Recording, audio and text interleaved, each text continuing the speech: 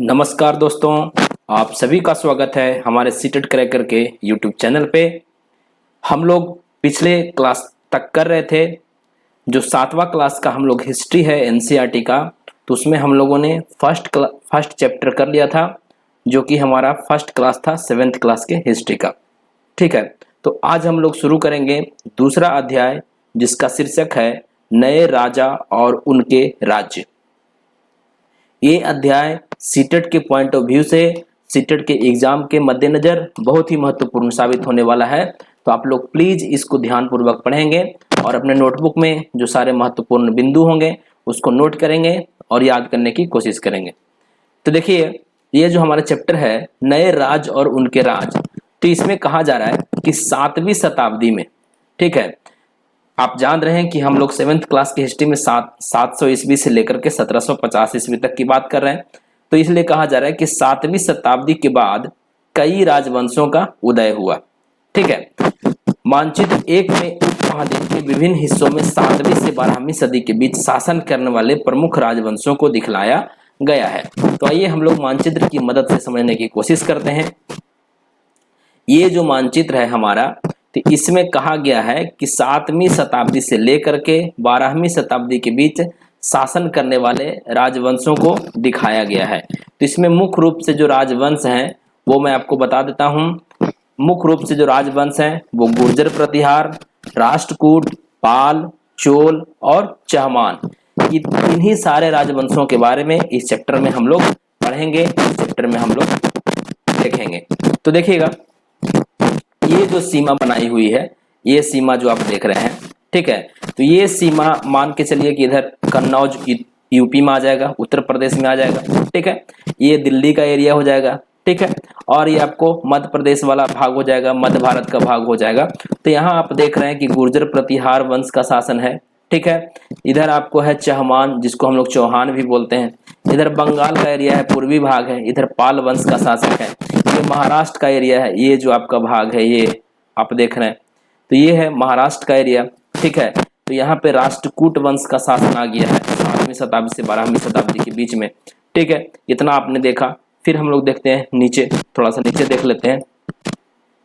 देखिएगा, नीचे जो है ये भी बहुत महत्वपूर्ण है। यहाँ जो दक्षिण भारत का जो भाग है, ये जो भाग है आपका, ये भाग आपका दक्षिण भारत का भाग जो है, तो इसमें देख रहे हैं कि 3 राजवंश हैं, चोल, चेर और पांड्य।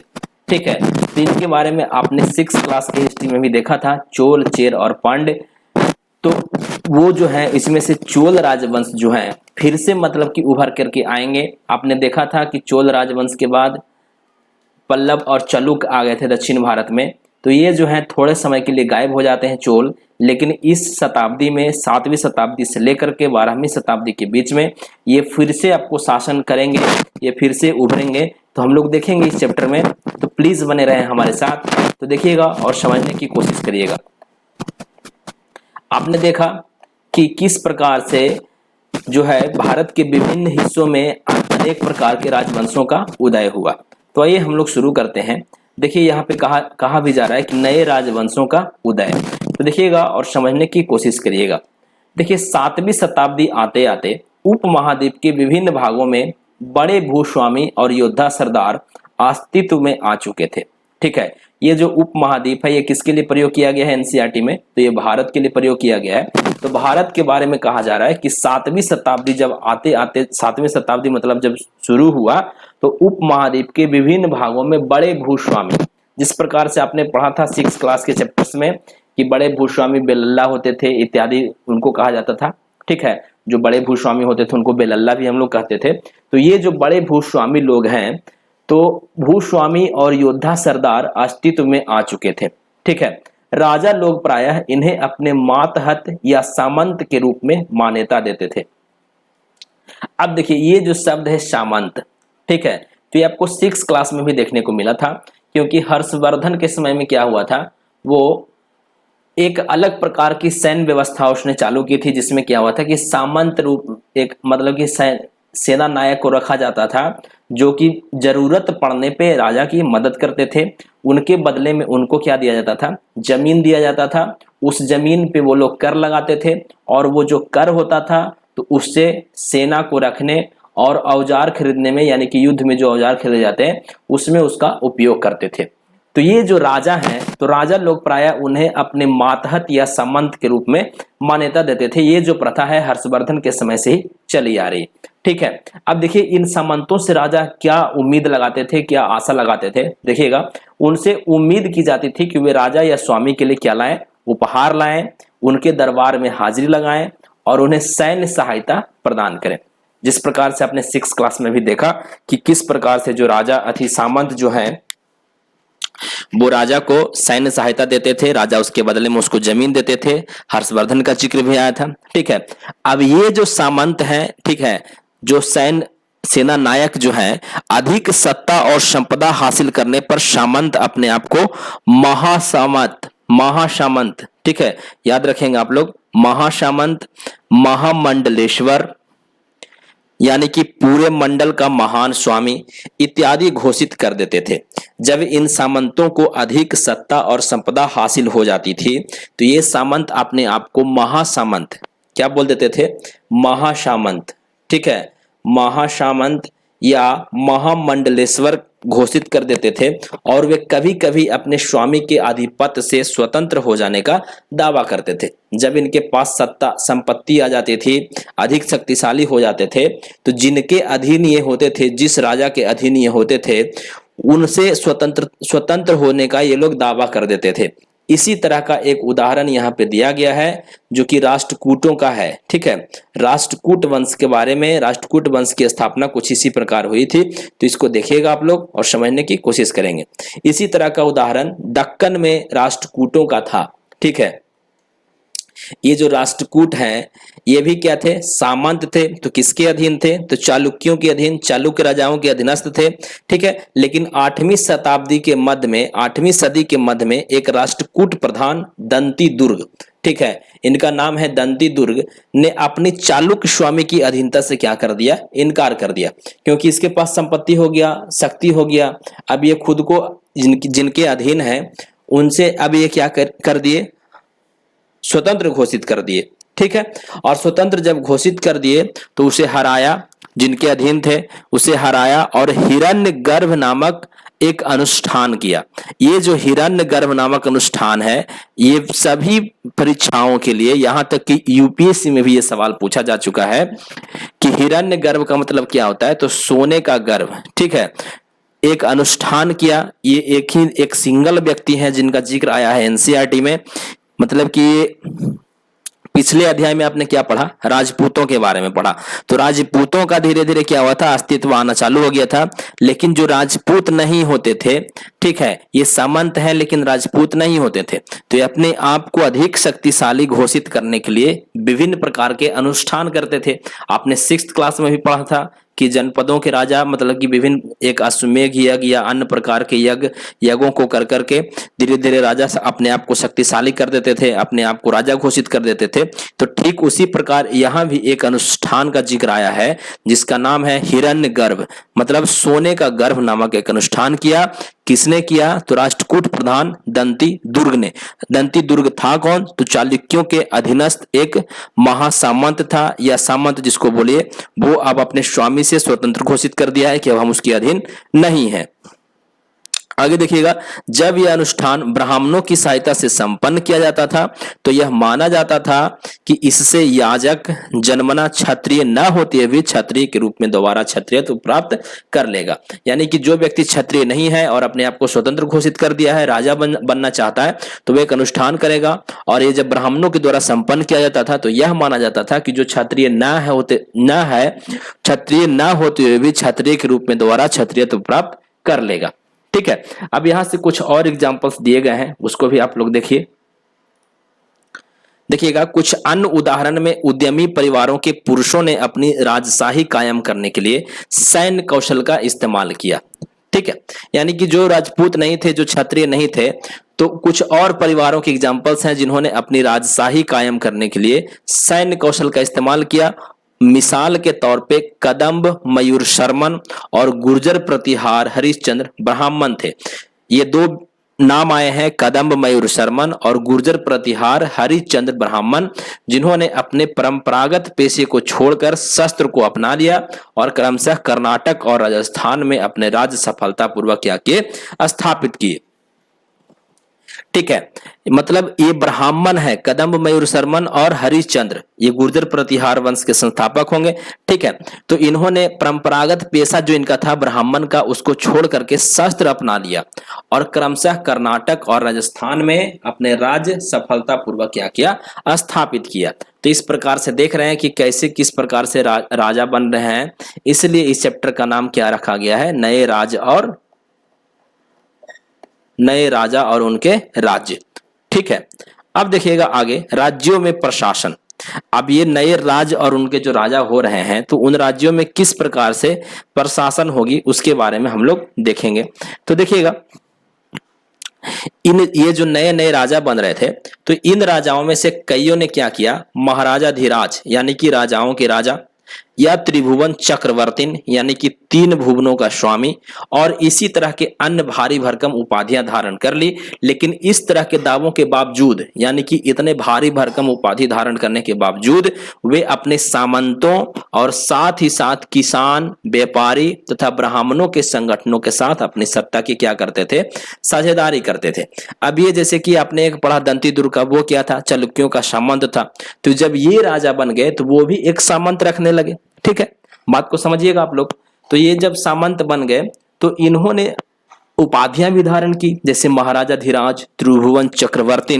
तो ये क्या किए, वो भी सामंत रखने लगे और अपने सामंतों, साथ ही साथ किसानों, व्यापारियों तथा ब्राह्मणों के संगठनों के साथ अपनी सत्ता की क्या करते थे, साझेदारी करते थे। ठीक है, ये भी मतलब कुछ उसी प्रकार से शासन चलाने लगे। अब देखिएगा यहाँ पे एक चित्र दिया गया है, ये एलोरा की गुफा का चित्र है। ठीक है, ये महाराष्ट्र में है एलोरा की गुफा, जिसमें से कि एक मूर्ति है एलोरा की गुफा 15 का भित्ति चित्र। ठीक है, जिसमें विष्णु को नरसिंह अर्थात पुरुष सिंह रूप में दिखलाया गया है। ठीक है, ये राष्ट्रकूट काल की कृति है। ये क्वेश्चन आपको पूछ सकता है कि एलोरा की गुफा जिसमें भगवान विष्णु को नरसिंह रूप में दिखाया गया है, तो यह किस काल की कृति है? तो आंसर हमारा क्या हो जाएगा, राष्ट्रकूट काल की कृति है। ठीक है, यहां तक आपने समझा। बहुत ही अच्छे से इस चैप्टर को समझिएगा, सीटेट के लिए बहुत ही महत्वपूर्ण है ये चैप्टर। ठीक है, अब ये जो राजा थे, तो राज्यों में उत्पादकों अर्थात किसानों, पशुपालकों, कारीगरों से संसाधन इकट्ठे किया करते थे। उनको अक्सर अपने उत्पादों का एक हिस्सा क्या किया जाता था, त्यागने के लिए बाध्य किया जाता था। लेकिन कभी कभी इस हिस्से को लगान मानकर वसूला जाता था। मतलब हम कह सकते हैं कि एक प्रकार का टैक्स। ये जो नए नए राजा बन रहे थे, वो अपने किसानों से, पशुपालकों से, कारीगरों से एक प्रकार का टैक्स वसूल रहे थे, जिसे लगान मानकर वसूला जाता था, क्योंकि प्राप्त करने वाला भूस्वामी होने का क्या करता था, दावा करता था। ठीक है, और राजस्व व्यापारियों से भी लिया जाता था, व्यापारियों से भी टैक्स लिया जाता था।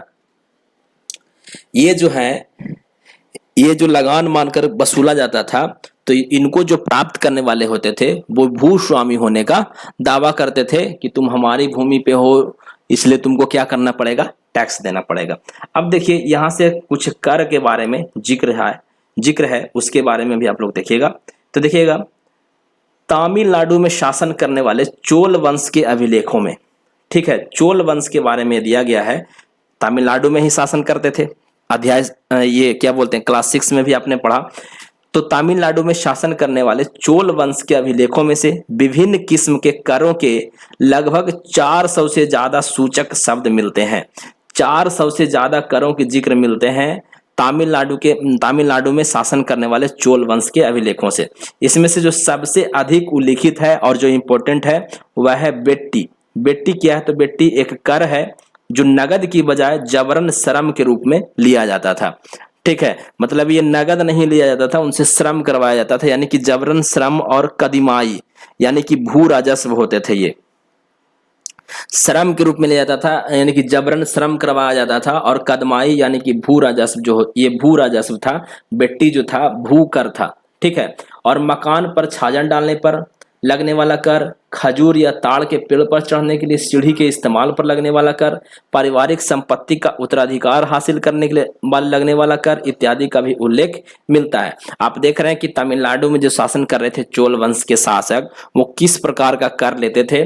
तो मकान पर छज्जा डालिएगा तो उसके बदले में भी आपको कर देना पड़ेगा। खजूर या ताड़ के पेड़ पर चढ़ने के लिए सीढ़ी का इस्तेमाल करेंगे तो उसके लिए भी कर देना होगा। ठीक है, पारंपरिक संपत्ति का उत्तराधिकार हासिल करने के लिए भी उस पर अभी आपको कर देना पड़ेगा। इसमें जो सबसे महत्वपूर्ण है वो क्या है, बेट्टी जो है, बेट्टी है एक प्रकार का भू राजस्व, यानी कि हम कह सकते हैं कि भू कर है। ठीक है, ये जो संसाधन होते थे जो वसूले जाते थे कर के रूप में, तो इसी कर की सहायता से अब राजा क्या करने लगे, मंदिरों और दुर्गों के निर्माण में इसका इस्तेमाल करने लगे, मंदिर बनवाने लगे। ठीक है, इसीलिए पिछले अध्याय में मैंने आपको बताया कि अब जो राजा नए नए आएंगे वो बहुत सारे मंदिरों का निर्माण करेंगे। ये जो कर वसूलते थे, जैसे देखिए हम मंदिर बनवा रहे हैं तो मंदिर ऐसे ही तो नहीं बनवाएंगे, कर वसूलेंगे। ठीक है, उनका इस्तेमाल मंदिर के लिए करते थे और उन संसाधनों को लड़ने, युद्धों को लड़ने में भी इस्तेमाल किया जाता था, जिनसे लूट की शक्ल में धन मिलने की तथा जमीन और व्यापारिक मार्गों के प्रयोग की संभावनाएं बनती थी। जब ये युद्ध करते थे दूसरे राजा से तो उनका धन लूट लेते थे।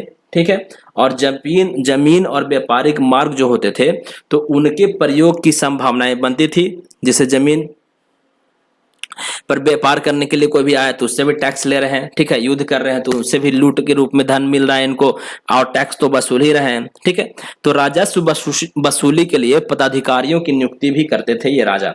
ठीक है, यहां से आपको जिक्र मिला है कि राजस्व वसूली के लिए पदाधिकारियों की नियुक्ति समानतः प्रभावशाली परिवारों के बीच से ही की जाती थी, प्रायः वंशानुगत होती थी। सेना में भी ऐसा ही होता था, कई बार राजा के निकट संबंधी इन ओहदों पर होते थे। ठीक है, ये जो टैक्स वसूलने का काम होता था तो इसके लिए पदाधिकारियों की नियुक्ति होती थी, जिनका इस्तेमाल मंदिरों और दुर्गों के निर्माण में होने लगा। संसाधन उन युद्धों को लड़ने में भी इस्तेमाल होते थे जिनसे लूट की शक्ल में धन मिलता था। ठीक है, ये टैक्स वसूल के युद्ध कर रहे हैं, फिर युद्ध कर करके लूट करके धन ला रहे हैं। ठीक है, तो इतना चीज आपने यहां से समझा। अब देखिएगा प्रशस्तियां और भूमि अनुदान। मैंने आपको पिछले चैप्टर में ही बताया था कि हर्षवर्धन ने भूमि देने का प्रथा चलाया था। ठीक है, तो उसकी जो प्रशस्ति थी, ठीक है, उसकी प्रशंसा में जो किसने लिखा था आप लोग कमेंट करके बताएंगे। तो ये देखिएगा प्रशस्ति और भूमि अनुदान। तो प्रशस्तियों में ऐसे ब्यौरे होते हैं जो शब्दशः सत्य नहीं हो सकता है, लेकिन ये प्रशस्तियां शासक खुद को कैसा दर्शाना चाहते थे उनके बारे में ये प्रशस्तियां बताती है कि शासक शूरवीर था, विजय योद्धा के रूप में था। ये आप लोग 6 क्लास में देख चुके हैं। तो देखिएगा नागभट्ट की उपलब्धि, यहाँ से एक शासक है नागभट्ट, उनके बारे में दिया गया है, तो इसको समझने की थोड़ा सा कोशिश करेंगे। तो देखिएगा कई शासकों ने प्रशस्तियों में अपनी उपलब्धियों का बखान किया है। पिछले साल आपने यानी कि 6 क्लास में गुप्त शासक समुद्रगुप्त की प्रशस्ति के बारे में पढ़ा था। उसमें बहुत सारी उसकी प्रशंसा की गई थी समुद्रगुप्त की, कि किस प्रकार से उसने भारत के बाहर के राजाओं को और भारत के अंदर के क्षेत्रों के राजाओं को किस प्रकार से अपने हिस्से में मिलाया, किस प्रकार से उनको जीत करके फिर उनको राज्य उनको वापस दे दिया। तो ये सब सारी चीज आपने देख लिया था। तो देखिएगा संस्कृत में लिखी गई ग्वालियर मध्य प्रदेश में पाई गई एक प्रशस्ति में प्रतिहार नरेश, ठीक है, नागभट्ट के कामों का वर्णन किया गया है। ये प्रतिहार नरेश हैं, गुर्जर प्रतिहार वंश के राजा हैं नागभट्ट। ठीक है, और उनकी प्रशस्ति में कुछ इस प्रकार के वर्णन पाए गए हैं। आंध्र, सैंधव यानी कि सिंध, विंदर्भ यानी कि महाराष्ट्र का एक हिस्सा और कलिंग उड़ीसा का एक हिस्सा के राजा उनके आगे धराशायी हो गए जब वे क्या थे, राजकुमार थे, यानी कि उसकी प्रशंसा की गई है यहाँ पे। फिर दूसरा पॉइंट क्या कह रहा है कि उन्होंने कन्नौज के शासक चक्र युद्ध को विजित किया। किसको विजित किया? तो कन्नौज के शासक चक्र युद्ध को। फिर तीसरा पॉइंट कह रहा है कि उन्होंने बंग यानी कि बंगाल का हिस्सा, अनर्त यानी कि गुजरात का हिस्सा, मालवा यानी कि मध्य प्रदेश का हिस्सा, किरात यानी कि बनवासी, तुरुस्क यानी कि तुर्क, वत्स, मत्स्य दोनों उत्तर भारत के राज्य इत्यादि के राजाओं को पराजित किया। तो यहाँ से आप समुद्रगुप्त के जैसा ही याद कर लीजिएगा इसको। ठीक है, ये नागभट्ट के बारे में प्रशस्ति है जो कहाँ से मिली है, तो ग्वालियर के मध्य प्रदेश से मिली है। तो यहां तक आपने चीजों को समझा और देखा। अब आगे बढ़ेंगे। आगे देखिएगा, आगे बहुत ही महत्वपूर्ण पॉइंट आने वाले हैं। तो राजा लोग प्राय ब्राह्मणों को भूमि अनुदान से पुरस्कृत करते थे। तो जो भूमि जो ब्राह्मणों को देते थे तो इनको ताम्र पत्र पर अभिलिखित होते थे, जो भूमि पाने वाले को दिया जाता था। यानी कि एक प्रशस्ति के रूप में, एक हम कह सकते हैं कि एक लिखित रूप में ब्राह्मणों को ये भूमि दान के रूप में देते थे। ठीक है, तो ये जो जब राजा जो होते थे तो ब्राह्मणों को जब भूमि देते थे तो ताम्र पत्र पे इसको अभिलिखित कर देते थे, अभिलेखित कर देते थे। तो देखिएगा ये जो है चित्र आपके सामने, तो ये ताम्र पत्र का चित्र है। तो इसके बारे में देखिए यहाँ से बताया गया है कि ये थोड़ा संस्कृत और थोड़ा तमिल में लिखा हुआ ताम्र पत्रों का एक संग्रह है, जिसमें 9वीं सदी में एक शासक के द्वारा दिए गए भूमि अनुदान का उल्लेख है। जिन कड़ियों से ये पत्र जुड़े हैं, यानी कि ये जो कड़ी है आपका, ठीक है, उन पर राजसी मुहर लगी हुई है। देखिए एक मुहर भी लगा हुआ है, जो यह बतलाने के लिए है कि यह एक प्रमाणिक दस्तावेज है। जब कोई राजा किसी ब्राह्मण को भूमि दान में देता था तो कुछ इस प्रकार का ताम्र पत्र पे लिख करके उनको उल्लेख करके उनको ब्राह्मण को देता था कि ये प्रमाणिक रूप से ये जमीन क्या है, आपका है। जिस प्रकार से आज के डेट में हम लोग अपनी भूमि का रसीद कटवाते हैं, ठीक उसी प्रकार से एक प्रक्रिया होगी, ठीक उसी प्रकार से आप लोग समझेंगे। ठीक है, अब ये देखिए भूमि के साथ क्या क्या दिया जाता था। तो चोलों के द्वारा दिए गए एक भूमि अनुदान के तमिल भाग का ये अंश है, जो कि चोल राजाओं के द्वारा ब्राह्मणों को दिया जाता था। तो देखिएगा जब ये भूमि ब्राह्मण को देते थे तो उसमें से उस भूमि पर यानी कि कौन कौन सी चीज है, जैसे फलदार वृक्ष हैं, पेड़ हैं, कुएं हैं, खुली जगह है, नदियां हैं, खाइयां हैं, मधुमक्खियों के छत्ते हैं, इत्यादि सारी चीजें जो ताम्रपत्र आपने देखा उस पर लिख देते थे। और ये जब ब्राह्मणों को मिल जाता था भूमि, यानी कि जिसे यह भूमि मिलती थी वह इससे क्या करता था, कर वसूल सकता था। जिस प्रकार से हर्षवर्धन ने सामंतों को भूमि दान देने की प्रथा चलाई थी, जिस प्रकार से सेना नायकों को भूमि देता था, ठीक है, और जरूरत पड़ने पर उनसे सैन्य सहायता लेता था, तो ये जो ब्राह्मणों को दिया जाता था तो ब्राह्मण इसे क्या करते थे, कर वसूली कर सकते थे। वह न्याय अधिकारियों द्वारा जुर्माने के तौर पर लगाए गए कर वसूल सकता है। पान के पत्तों पर लगने वाला कर, बुने हुए कपड़ों पर लगने वाला कर, साथ ही साथ वाहनों पर लगने वाला कर वसूल सकता है। वह पक्की ईंटों के बने ऊपरी माले पर बड़े कमरे बनवा सकता है, बड़े और छोटे कुएं खुदवा सकता है, पेड़ और कांटेदार झाड़ियां लगवा सकता है। तो ये सब जो सारे चीज हैं जिनको ये भूमि मिलती थी तो इनको अधिकार मिल जाता था कि आप इस पे कर ले सकते हैं और ये सारी चीजें आप कर सकते हैं, जो कि ये क्योंकि जमीन उसका हो जाता था।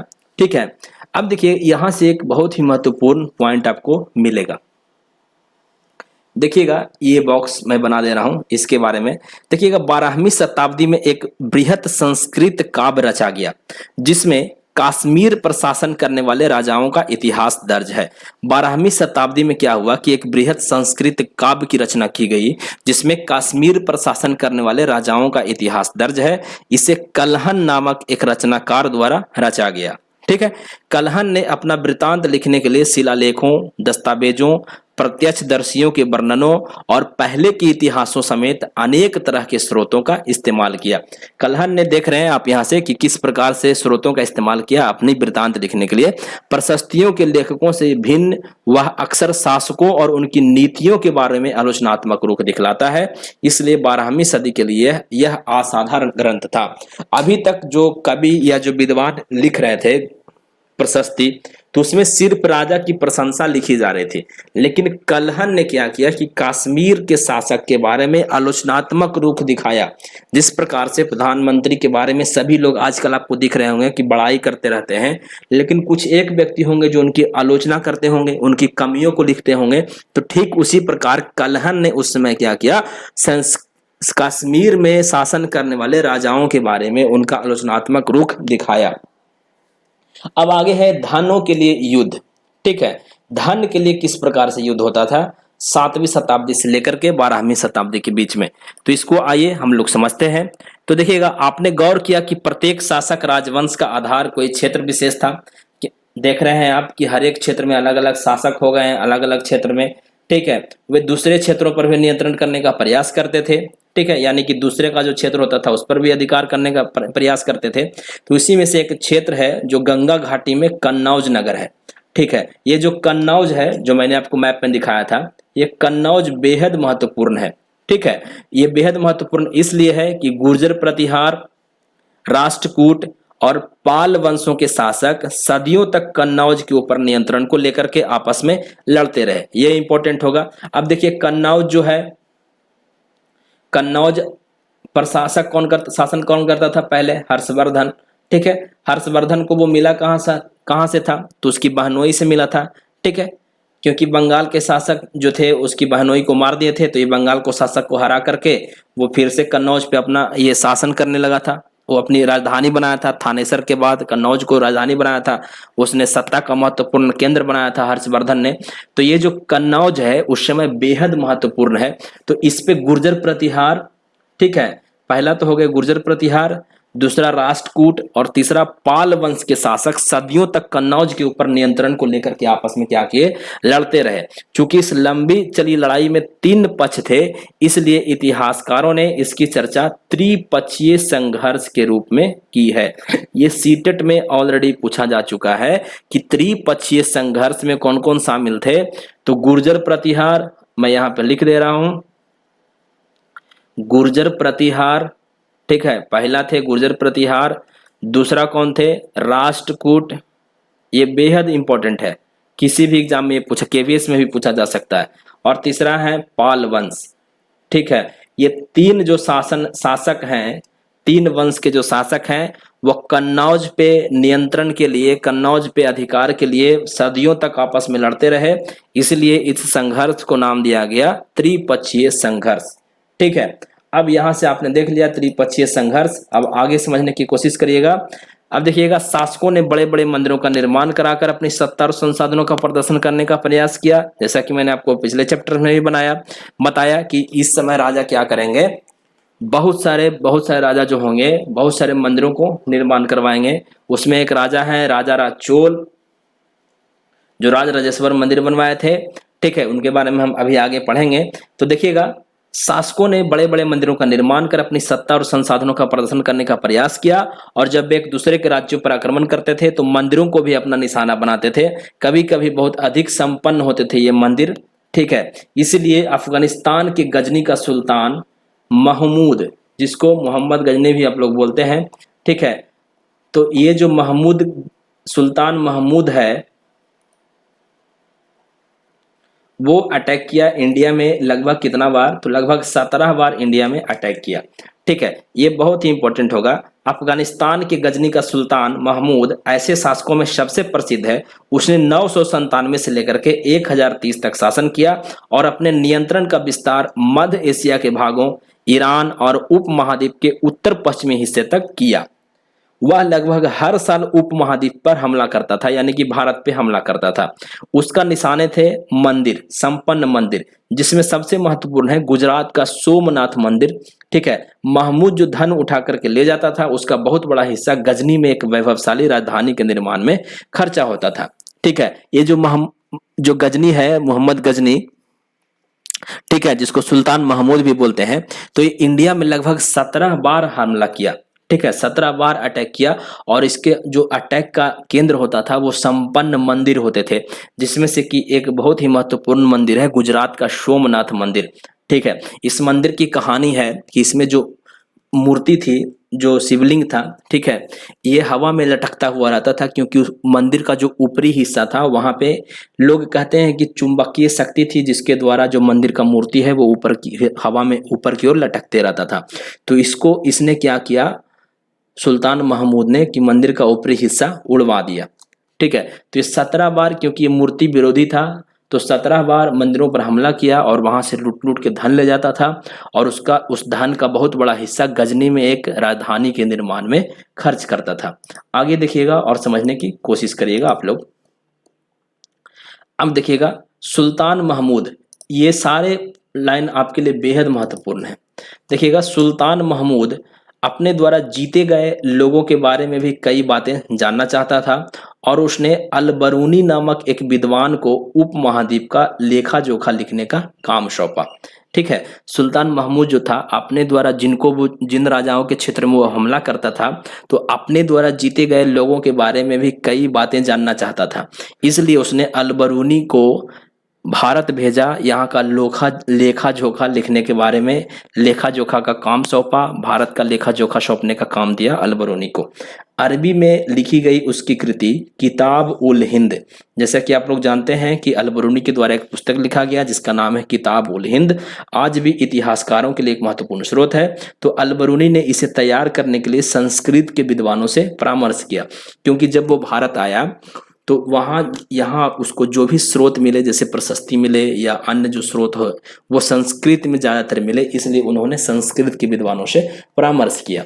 अब देखिएगा, धन के लिए युद्ध करने वाले दूसरे राजाओं में कौन थे? चौहान थे, जिसको आप चहमान बोलते हैं, चौहान बोलिए, ठीक है। तो देखिएगा और समझने की कोशिश करते हैं। देखिएगा, धन के लिए युद्ध करने वाले दूसरे राजाओं में कौन थे? चहमान थे, जो बाद में चौहान के रूप में जाने गए। वे कहाँ पे शासन करते थे, ये भी इंपॉर्टेंट होगा। तो देखिएगा, वे दिल्ली और अजमेर के आसपास के क्षेत्र पर शासन करते थे। उन्होंने पश्चिम और पूर्व की ओर अपने नियंत्रण क्षेत्र का विस्तार करना चाहा, जहां उन्होंने गुजरात के चालुक्यों और पश्चिमी उत्तर प्रदेश के गढ़वालों से टक्कर लेनी पड़ी। उन्होंने, ये जो चहमान शासक हैं, तो पश्चिम और पूर्व की ओर अपने नियंत्रण क्षेत्र का विस्तार करना चाहा, लेकिन उनको गुजरात के चालुक्यों और पश्चिम उत्तर प्रदेश के गढ़वालों से टक्कर लेनी पड़ी। चहमानों का सबसे प्रसिद्ध शासक था पृथ्वीराज तृतीय, जिसको आप लोग पृथ्वीराज चौहान भी बोलते हैं, ठीक है, जो 1168 से 1192 तक शासन किया, जिसने सुल्तान मोहम्मद गौरी नामक अफगान शासक को, एक अफगान शासक था सुल्तान मोहम्मद गौरी, जिसको 1191 में हराया, लेकिन दूसरे ही साल 1192 में उसके हाथों हार गया। और यह युद्ध हुआ कहाँ? सुल्तान मोहम्मद गौरी और पृथ्वीराज तृतीय के बीच में। ये आपको कमेंट करके बताना है कि किस स्थान पे ये युद्ध हुआ था, जिसमें कि मोहम्मद गौरी को 1191 में पृथ्वीराज ने हरा दिया, लेकिन दूसरे ही साल 1192 में उसके हाथों हार गया। ये आपको जगह का नाम कमेंट करके हमें बताना है, ठीक है, कमेंट बॉक्स में कमेंट करिएगा। अब देखिए आगे, अब ये चोल राज के बारे में थोड़ा सा डिटेल से आपको यहां से जानना है, ठीक है। तो चोल राज नजदीक से एक नजर, मैंने आपको चैप्टर के शुरुआती में ही बताया कि चोल, चेर और पांड्य जो थे पहले शासन करते थे दक्षिण भारत में, ठीक है। उसके बाद कौन आ गए? तो पल्लव और चालुक्य आ गए। लेकिन चोल राजवंश फिर से उभरा। किस प्रकार से उभरा? तो देखिएगा आप लोग, और बातों को, चीजों को समझने की कोशिश करिएगा। तो देखिए, ये जो क्षेत्र है, ये जो बाउंड्री बनाया हुआ है, ये पूरा चोलों के अधीन अब हो गया है, ठीक है। ये पूरा, ये जो आपको रेड कलर से ये दिख रहा है, ठीक है, इधर ये जो सारा जो एरिया है आपको चोलों के अधीन हो गया है, ठीक है। तो इस बात को समझने की कोशिश करें। लेकिन एक ऊपर चीज छूट गया, जो देखिएगा, सुल्तान। सुल्तान का मतलब क्या होता है ये पहले देख लेते हैं, उसके बाद हम लोग चोलों की चर्चा करेंगे। तो देखिएगा, सुल्तान, तो सुल्तान अरबी भाषा का शब्द है जिसका मतलब है शासक, ठीक है। तो ये आप लोग याद कर लीजिएगा कि सुल्तान का मतलब क्या होता है, ये पूछा जाता है सीटेट में, इसलिए मैंने आपको बताया। अब देखिएगा, चोल राज के बारे में पढ़ते हैं। तो हमारा हेडिंग है उरैयूर से तंजावुर तक, ठीक है, उरैयूर से तंजावुर तक, यानी कि चोल वंश सत्ता में कैसे आया, ठीक है, इसके बारे में हम लोग पढ़ते हैं। तो देखिएगा, जो मैं स्टार पॉइंट बना रहा हूं वो बहुत ही महत्वपूर्ण होंगे सीटेट के पॉइंट ऑफ व्यू से। तो देखिएगा, कावेरी डेल्टा में मुट्टरयार नाम से प्रसिद्ध एक छोटे से मुखिया परिवार की सत्ता थी। ये पहला पॉइंट है कि मुट्टरयार नाम के एक प्रसिद्ध शासक, जो छोटे से मुखिया परिवार की सत्ता थी, कहाँ पे? तो कावेरी डेल्टा में। वे कांचीपुरम के पल्लव राजाओं के मातहत थे। जो मुटरियार थे, वे कांचीपुरम के पल्लव, यानी कि पल्लवों की राजधानी, मैंने आपको बताया था 6th क्लास में कि पल्लवों की राजधानी कहाँ है, तो कांचीपुरम से लेकर के कावेरी नदी के डेल्टा तक, ठीक है। तो इसी का मातहत, जिसको आप लोग सामंत भी बोलते हैं, ठीक है, जो कि मैंने आपको ऊपर बताया। तो मुटरियार जो था पल्लवों का मातहत था। तो उरैयार के चोल वंशीय प्राचीन मुखिया परिवार के विजयालय ने 9वीं सदी के मध्य में मुटरियारों को हरा करके इस डेल्टा पर कब्जा जमाया, ठीक है। पल्लवों की राजधानी कहाँ थी? तो आप लोग देख रहे हैं कांचीपुरम है, ठीक है। तो उरैयार, अब देखिए 6th क्लास में मैंने आपको बताया था कावेरी पट्टनम। कावेरी पट्टनम क्या था? तो चोलों का प्रमुख पतन था, ठीक है। लेकिन उससे पहले एक शहर था उरैयार, ठीक है, बात को आप लोग समझिएगा। उरैयार जहाँ पे चोल वंश के प्राचीन मुखिया परिवार के विद्यालय, एक शासक हैं चोल परिवार, चोल मुखिया परिवार के विद्यालय जो उरैयार नामक एक शहर की स्थापना किए थे, वहीं पे उरैयार के चोलवंशीय प्राचीन मुखिया परिवार के विद्यालय ने 9वीं सदी के मध्य में मुटरियारों को हरा करके इस डेल्टा पर क्या कर लिया, कब्जा कर लिया। ये जो मुटरियार हैं जो कावेरी डेल्टा में हैं, तो इसको हरा दिया किसने, तो इसको हरा दिया विद्यालय ने। ठीक है, और विद्यालय को हरा करके ये कावेरी डेल्टा पे विद्यालय क्या किए, जो प्राचीन चोल वंशीय प्राचीन मुखिया परिवार के हैं, एक शासक हैं, ठीक है, शासक ही मान लीजिए, तो कावेरी डेल्टा के मुटरियार को हरा करके कावेरी डेल्टा पे अपना अधिकार जमा लिया और उसने वहां तंजावुर शहर और निशुंभ शूदनी देवी का मंदिर बनवाया। ये क्वेश्चन पूछा जाएगा आपको कि तंजावुर शहर और निशुंभ शूदनी देवी का मंदिर किसने बनवाया, तो विद्यालय ने। ठीक है, जो कौन थे, जो चोल वंशीय प्राचीन मुखिया परिवार के शासक थे। ठीक है, अब ये देखिए विद्यालय के उत्तराधिकारी हुए, जो उत्तराधिकारी होंगे, तो उसने उन्होंने क्या किया, तो विद्यालय के उत्तराधिकारियों ने पड़ोसी इलाकों को जीता और इसका राज अपने क्षेत्रफल तथा शक्ति दोनों रूपों में क्या हुआ, बढ़ता गया। ठीक है, जो चोल के जो विद्यालय के जो उत्तराधिकारी हुए, जैसे राजा राज चोल हो जाएंगे। ठीक है, यहाँ पे देखिए राजा राज प्रथम है, ये जो सबसे शक्तिशाली राजा हैं, चोल शासक माने जाते हैं विद्यालय के बाद। ठीक है, उसके बाद इनका पुत्र आएगा राजेंद्र प्रथम। ठीक है, उसके बारे में अभी हम देखेंगे। तो ये जो है उत्तराधिकारी जो है पड़ोसी इलाकों को जीता और उसका राज अपने क्षेत्रफल तथा शक्ति दोनों रूपों में बढ़ता गया। दक्षिण और उत्तर के पांड्य और पल्लव के इलाके इस राज्य का हिस्सा बना लिए गए। ठीक है, अब फिर से इन्होंने पांडवों और पल्लवों के इलाकों को अपने राज्य का हिस्सा बना लिया। तो राजा राज प्रथम सबसे शक्तिशाली चोल शासक माने जाते हैं। ये फिर से मैं यहाँ पे स्टार लगा रहा हूँ। तो सबसे शक्ति शासक चोल शासक कौन माने जाते हैं, तो राजा राज प्रथम 1985 में ये राजा बने और उसी ने इसमें से ज्यादातर क्षेत्रों पर अपने नियंत्रण का विस्तार किया। ठीक है, अब देखिएगा आगे, उसने साम्राज्य के प्रशासन का पुनर्गठन किया। अब राजा राज के पुत्र आएंगे, तो देखिएगा राजा राज के पुत्र राजेंद्र प्रथम। ठीक है, राजा राज के पुत्र कौन है, तो राजेंद्र प्रथम, जिन्होंने अपनी नीतियों को जारी रखा और उन्होंने गंगा घाटी, श्रीलंका तथा दक्षिण पूर्व एशिया के देशों पर क्या किया, हमला किया। इन अभियानों के लिए उन्होंने एक जल सेना भी बनाई। किसने, राजेंद्र प्रथम यानी कि राजा राज चोल के पुत्र ने। अब देखिएगा भव्य मंदिर और कांस्य मूर्ति कला, तो राजा राज और राजेंद्र प्रथम द्वारा बनाए गए तंजावुर और गंगाई कोंड चोलपुरम के बड़े स्थापत्य और मूर्ति कला की दृष्टि से एक चमत्कार है। अब ये जो राजेंद्र प्रथम है, तो इन्होंने भी एक शहर बनाया। ठीक है, जिस प्रकार से विद्यालय ने उरैयूर की स्थापना की, उरैयूर नामक शहर में शासन किया था, फिर उसके बाद उन्होंने तंजावुर शहर की स्थापना की विद्यालय ने। तो ये जो राजा राज के पुत्र हैं राजेंद्र प्रथम, तो ये गंगा के क्षेत्र में, ठीक है, गंगा के क्षेत्र की ओर बढ़े और वहां पे एक क्या किया, शहर का निर्माण किया जिसका नाम है गंगई कोंड चोलपुरम। ठीक है, तो देखिएगा चोल मंदिर जो थे, जो इनके द्वारा जो मंदिर बनवाए जाते थे इन शासकों के द्वारा, चोल शासकों के द्वारा, तो देखिएगा कुछ इस प्रकार का मंदिर होता था। ये गंगई कोंड चोलपुरम का मंदिर है।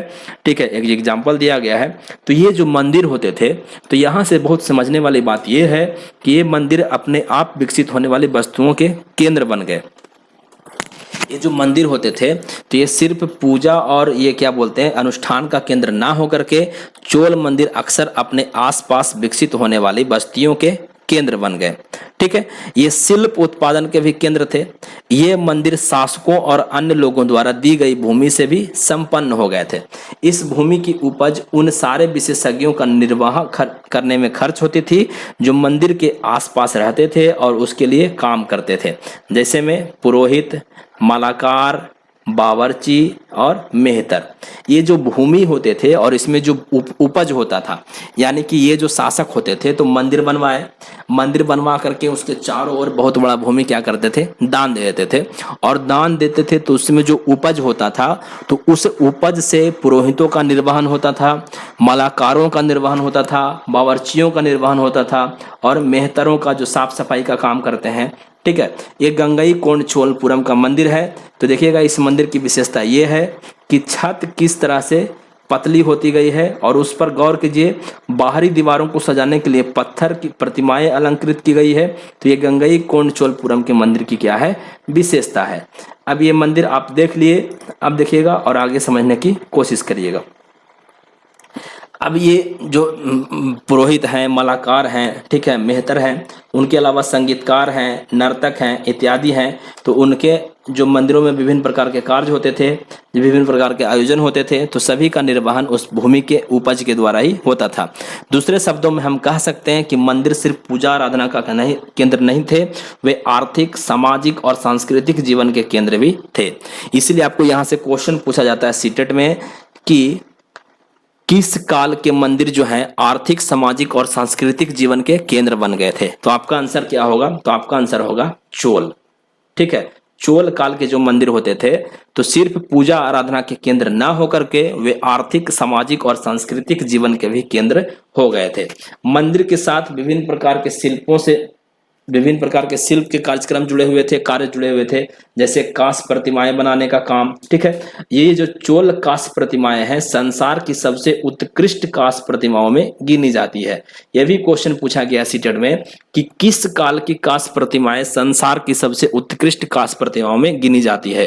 तो हमारा फिर से आंसर क्या हो जाएगा, चोल। ठीक है, तो ये कुछ इंपॉर्टेंट पॉइंट्स हैं। ठीक है, अब ये मंदिर बन गए। अब देखिएगा सिंचाई, भूमि दे रहे हैं तो उस पर उपज हो रहा है, तो सिंचाई के लिए भी इंतजाम किए जाएंगे। ठीक है, अब सिंचाई के लिए क्या किए गए, तो सिंचाई के लिए डेल्टा क्षेत्रों में बाढ़ को रोकने के लिए तटबंध बनाए गए। ठीक है, पानी को खेतों तक ले जाने के लिए नहरों का निर्माण किया गया। कई क्षेत्रों में एक साल में 2 फसलें उगाई जाती थी, तो उसके लिए क्या किया गया, हौज का भी निर्माण किया गया। यानी कि सिंचाई के लिए अनेक प्रकार की व्यवस्था की गई। ये जो चित्र आपके सामने दिख रहा है तो एक प्रकार का हौज है। तो देखिएगा 9वीं शताब्दी यानी कि तमिलनाडु का एक जलद्वार है। हौज से नदी की शाखाओं में पानी के प्रवाह को इसके जरिए नियंत्रित किया जाता था और इससे पानी इस पानी से खेत सींचे जाते थे। और ये जो है आपका ये सीढ़ी नुमा जो आप देख रहे हैं, तो ये पानी का स्तर जांचने के लिए कि किस मतलब कि पानी का स्तर कितना है उसको देखने के लिए ये लगाया जाता था। ठीक है, इसलिए देखिए यहाँ पे बताया हुआ भी कि जल द्वार पारंपरिक रूप से एक लकड़ी या धातु बाधा है। ठीक है, ये जो लगा हुआ श्रीनुमस को जल द्वार बोलते हैं, तो पारंपरिक रूप से एक लकड़ी या धातु बाधा है जो आमतौर पर पानी के स्तर को नियंत्रित और नदियों और नहरों में दर प्रवाह को संचालित करता है। तो इस प्रकार से सिंचाई के लिए व्यवस्था की गई। अब आगे देखेंगे कि क्या कहा जा रहा है। अब देखिए कि इनका साम्राज्य का प्रशासन किस प्रकार से चलता था। तो देखिएगा किसानों की बस्तियां होती थी। ठीक है, किसानों की बस्तियां होती थी। यहां से ये सब सारे इंपॉर्टेंट होंगे, जो क्या कहलाती थी, उर कहलाती थी। ठीक है, और सिंचित खेती के साथ बहुत समृद्ध हो गई थी। जो किसानों की बस्तियां थी उस समय क्या कहलाती थी, उर कहलाती थी। जो सिंचित खेती के साथ सिंचाई की व्यवस्था हो गई तो सिंचित खेती के साथ बहुत समृद्ध हो गई थी। और इस तरह के गांव के समूह को क्या कहा जाता था, नाडु कहा जाता था। गांवों के समूह को नाडु कहा जाता था। तो ग्राम परिषद और नाडु न्याय करने और कर वसूलने जैसी कई प्रशासकीय कार्य करते थे। ये क्वेश्चन पूछा जाएगा कि चोल वंश के दौरान, चोल वंश के शासन में के दौरान ग्राम परिषद और नाडु का काम क्या था, तो न्याय करना और कर वसूलना जैसे प्रशासकीय कार्य था। ठीक है, अब देखिएगा बेलल्ला जाति, आपने 6th क्लास में भी पढ़ा। तो बेलल्ला जाति के धनी किसानों को केंद्रीय चोल सरकार की देखरेख में नाडु के कामकाज में अच्छा खासा नियंत्रण हासिल किया जाता था। तो ये जो नाडु का जो कामकाज है उसका नियंत्रण कौन करता था, तो उसका नियंत्रण हम कह सकते हैं कि बेलल्ला जाति के धनी किसानों को केंद्रीय चोल सरकार की देखरेख में नाडु के कामकाज में अच्छा खासा नियंत्रण हासिल था। उनमें से कई धनी भूस्वामी को चोल राजाओं ने सम्मान के रूप में मुवेंद वेलन, बेलल्ला जाति के जो धनी किसान होते थे तो उनको चोल राजाओं ने मुवेंद वेलन का मतलब होता है 3 राजाओं को अपनी सेवाएं प्रदान करने वाला बेलन या किसान। ठीक है, बेलन का मतलब होता है किसान। ठीक है, अब अरैयार जैसी उपाधियां दी गई, यानी कि जो मुवेंद वेलन होते थे, जो धनी भूस्वामी होते थे, उनको अरैयार जैसी उपाधियां दी गई, यानी कि प्रधान कहा गया। और उन्हें केंद्र में महत्वपूर्ण राजकीय पद सौंपे गए। ठीक है, तो ये इंपॉर्टेंट होगा यहाँ से कि जो बेलल्ला जाति के जो धनिक किसान होते थे उनको चोल राजाओं के द्वारा सम्मान के रूप में मूवेंद वेलन या हम कह सकते हैं अरैयार जैसी उपाधियां दी गई और उन्हें केंद्र में महत्वपूर्ण राजकीय पद सौंपे गए। ये बेहद महत्वपूर्ण होगा सीटेट के पॉइंट ऑफ व्यू से। अब देखिएगा भूमि के प्रकार, इसको भी हम लोग समझने की कोशिश करते हैं। तो भूमि के प्रकार यानी कि चोल अभिलेखों में भूमि की विभिन्न कोटियों का उल्लेख मिलता है। जैसे वेलन बगाई क्या है, तो गैर ब्राह्मण किसान स्वामी को जो भूमि दिया जाता था उसको वेलन बगाई कहते हैं। ठीक है, गैर ब्राह्मण किसान स्वामी की भूमि को वेलन बगाई कहते हैं, जो ब्राह्मण नहीं थे और किसान स्वामी होते थे। ठीक है, जो आप देखिए ब्रह्मदेय क्या होता था, तो ब्राह्मणों को उपहार में दी गई भूमि को कहा जाता था ब्रह्मदेय। साला भोग क्या होता था, तो किसी विद्यालय के रख रखाव के लिए जो भूमि दिया जाता था उसको कहते थे साला भोग। देवदान या त्रिउन मटुकनी क्या होता था, तो मंदिर को उपहार में दी गई भूमि को देवदान या त्रिउन मटुकनी कहा जाता था चोल काल में। पलिम चंदम क्या था, तो जैन संस्थानों को दान में दी गई भूमि। तो ये सारे जो हैं ये VVI हैं सीटेट के पॉइंट ऑफ व्यू से। ठीक है, आगे देखिए कहा जा रहा है कि ब्राह्मणों को समय समय पर भूमि अनुदान या ब्रह्मदेय प्राप्त हुआ। परिणाम स्वरूप कावेरी घाटी और दक्षिण भारत के दूसरे हिस्सों में ढेर ब्राह्मण बस्तियां अस्तित्व में आ गई और प्रत्येक ब्रह्मदेय का देखरेख प्रमुख ब्राह्मण भूस्वामियों की एक सभा द्वारा की जाती थी।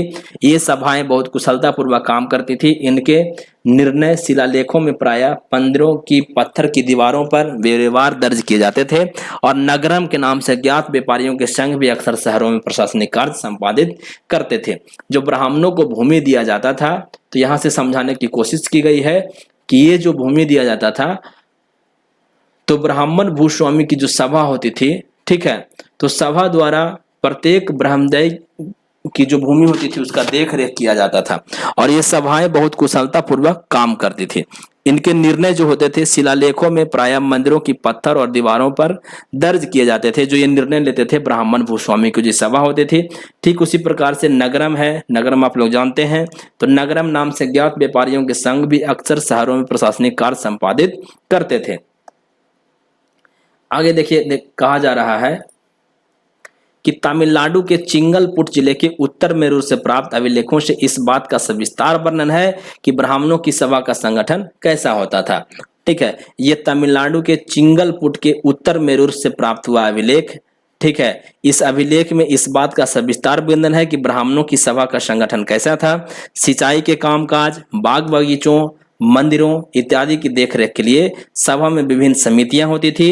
इनमें सदस्यता के लिए जो योग होते थे उनके नाम ताल पत्र के छोटे टिकटों पर लिखे जाते थे और मिट्टी के बर्तन में रख दिए जाते थे और किसी छोटे लड़के को हर समिति के लिए एक के बाद एक टिकट निकालने को कहा जाता था। यानी कि यहाँ आप देखते हैं हमारे और देखिएगा हमारे क्षेत्र में कि जमीन का बंटवारा कैसे होता है, बात को समझिएगा। तो जमीन का बंटवारा कैसे होता है, तो जमीन का बंटवारे में क्या किया जाता है कि एक चिट्ठी रख दिया जाता है, मतलब एक लॉटरी के माध्यम जिसको आप लोग बोल सकते हैं, और कोई बच्चा उसको उठाता है और जिसके नाम निकलता है उसमें उसको वो जमीन मिल जाता है। तो ये जो ब्राह्मणों का सभा होता था तो उसमें विभिन्न प्रकार की समितियां होती थी। तो ये जो समिति होते थे तो उसमें सदस्यता के लिए कुछ योग्यताएं होती थी। ठीक है, तो ये जो योग्यताएं हैं तो सभा का सदस्य बनने के लिए मतलब सभी लोग सभा का सदस्य नहीं बन सकते हैं। इसके लिए क्या किया जाता था कि छोटे छोटे टिकट रखे जाते थे और किसी छोटे लड़के को हर समिति के लिए एक के बाद एक टिकट निकालने के लिए कहा जाता था और जिस व्यक्ति का नाम निकलता था वही उस सभा का सदस्य बन सकता था। अब देखिएगा ये जो सभा का सदस्य है, ब्राह्मणों की जो सभा का सदस्य है, उसका सदस्य बनने के लिए किस प्रकार की योग्यताएं होनी चाहिए। तो देखिएगा सबसे जो सभा की सदस्यता के लिए इच्छुक लोगों को ऐसी भूमि का स्वामी होना चाहिए जहां से भू राजस्व वसूला जाता है। जैसे कि राजा इनको जो जमीन देते थे तो ब्राह्मण उससे क्या करते थे, कर वसूलते थे। तो सभा की सदस्यता होने के लिए जो लोग इच्छुक होते थे तो उनके पास ऐसा भूमि होना चाहिए जहां से भू राजस्व वसूला जाता है। ये पहला योग्यता है। दूसरा क्या है, दूसरा है कि उनके पास अपना घर होना चाहिए। ठीक है, तीसरा है कि उनकी उम्र 35 से 70 के बीच होनी चाहिए। चौथा है कि उन्हें वेदों का ज्ञान होना चाहिए। पांचवा है उन्हें प्रशासनिक मामलों की अच्छी जानकारी होनी चाहिए और ईमानदारी होना चाहिए। ठीक है, ये जो पॉइंट है, पांचों पॉइंट्स ये सीटेट में पूछे जा चुके हैं। 2 बार शायद पूछा जा चुका है कि ब्राह्मणों की सभा की सदस्यता के लिए निम्न में से कौन सी योग्यता नहीं थी, कौन सी योग्यता जरूरी नहीं थी। ये क्वेश्चन पूछा जा चुका है सीटेट में, तो ये आप लोग याद कर लीजिएगा पांचों पॉइंट। अब हम लोग आगे चलेंगे और आगे समझने की कोशिश करते हैं।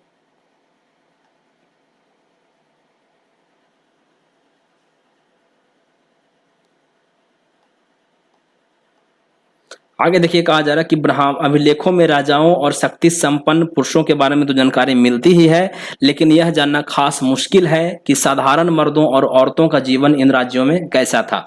तो ब्राह्मण, ये तो राजा और ब्राह्मण के बारे में आप जान लिए, लेकिन जो साधारण मर्द और औरत होते थे इनका जीवन इन राज्यों में कैसा था। तो 12वीं शताब्दी की तमिल कृति पेरिया पूर्णम से एक उदाहरण दिया गया है। ये बेहद इंपॉर्टेंट कि तमिल कृति का नाम क्या है, तो पेरिया पूर्णम। ये क्वेश्चन पूछा जा सकता है कि पेरिया पूर्णम क्या है। तो एक तमिल कृति है जहां से एक उदाहरण दिया गया कि अडनूर की सरहदों पर फूस की पुरानी छाजनों वाली छोटी छोटी झोपड़ियों से आटा पड़ा पुलाया। पुलाया का मतलब क्या होता है कि एक ऐसा समूह जिसे ब्राह्मण और बेल्लाल प्रतिष्ठित समाज के बाहर मानते थे। कौन सा समूह पुलाया? तो एक ऐसा समूह जिसे ब्राह्मण और बेल्लाल प्रतिष्ठित समाज के बाहर मानते थे। लोगों का एक छोटा सा पूर्वा था जिसमें ओछे किस्म के पेशों में लगे खेतिहर मजदूर रहते थे। पूर्वा में कौन रहते थे? तो ओछे और छोटे किस्म के पेशों में लगे खेतिहर मजदूर होते थे। ठीक है, तो इस प्रकार से आप यहाँ से देख सकते हैं कि किस प्रकार से जो साधारण लोग थे, जो साधारण स्त्री पुरुष थे, उनका जीवन था। ठीक है, तो इसमें से 2 है, पुलाया और पूर्वा, इंपॉर्टेंट है, तो आप लोग इसको याद कर सकते हैं। अब आगे देखेंगे हम लोग, आगे दिया गया है तांग वंश के युग का चीन। ठीक है, ये भारत से बाहर की बात है, तो इसको भी हम लोग समझते हैं। तो आप लोगों ने देखा इस चैप्टर में, तो देखिएगा चीन में तांग राजवंश के तहत एक साम्राज्य स्थापित हुआ जो लगभग 300 वर्षों तक यानी कि 7वीं से 10वीं सदी तक सत्ता में रहा। ठीक है, जिस समय भारत में 7वीं से 12वीं शताब्दी के बीच में अनेक राजा बन रहे थे, अनेक नए राजा उभर रहे थे, तो चीन में भी तांग राजवंश का एक साम्राज्य स्थापित हुआ जो लगभग 300 वर्षों तक यानी कि 7वीं से 10वीं शताब्दी तक सत्ता में रहा। इसकी राजधानी सियान दुनिया के सबसे बड़े नगरों में से एक थी। तांग वंश की राजधानी कहाँ थी? तो तांग वंश की राजधानी थी सियान। ठीक है, जहां तुर्की, ईरानी, भारतीय, जापानी और कोरियाई आया जाया करते थे। ठीक है, तांग साम्राज्य परीक्षा के माध्यम से नियुक्ति की गई नौकरशाही द्वारा प्रशासित होता था। ये जो तांग साम्राज्य है तो इसमें परीक्षा के माध्यम से नौकरशाहियों यानी कि नौकरों की नियुक्ति की जाती थी। मतलब हम कह सकते हैं कि काम करने वाले लोगों की नियुक्ति की जाती थी। इन परीक्षाओं में हर इच्छुक व्यक्ति बैठ सकता था। अधिकारियों के चयन की यह व्यवस्था कुछ बदलावों के साथ 1911 तक कायम रही और भारतीय उपमहाद्वीप में प्रचलित व्यवस्थाओं से विभिन्न अनेक मायनों में क्या थी? भिन्न थी। तो ये देख सकते हैं तांग वंश जो मतलब कि जब भारत में 7वीं शताब्दी से 12वीं शताब्दी के बीच में अनेक नए राजा आ रहे थे, नए राज्यों का शासन बन रहा था, नए राज्यों की स्थापना हो रही थी, तो चीन के बारे में थोड़ा सा महत्वपूर्ण पॉइंट्स दिया गया है, तो इसको आप लोग देख लीजिएगा। तो इसी के साथ ही हमारा चैप्टर समाप्त होता है जो कि सीटेट के लिए बेहद महत्वपूर्ण है। तो मैंने सारे पॉइंट्स आपको डिस्कस किया, तो एक बार आप लोग एक बार नहीं समझ में आएगा तो 2 बार वीडियो को देख लीजिएगा। ठीक है, तो आज के लिए इतना ही। जो लोग नए देख रहे होंगे इस वीडियो को तो वो चैनल को सब्सक्राइब कर देंगे, और जितने भी लोग देख रहे होंगे वीडियो को तो लाइक कर दीजिएगा। किसी भी परेशानी के लिए, किसी समस्या के लिए कमेंट बॉक्स में कमेंट अवश्य करिएगा। तो आज के लिए इतना ही। जय हिंद, जय भारत।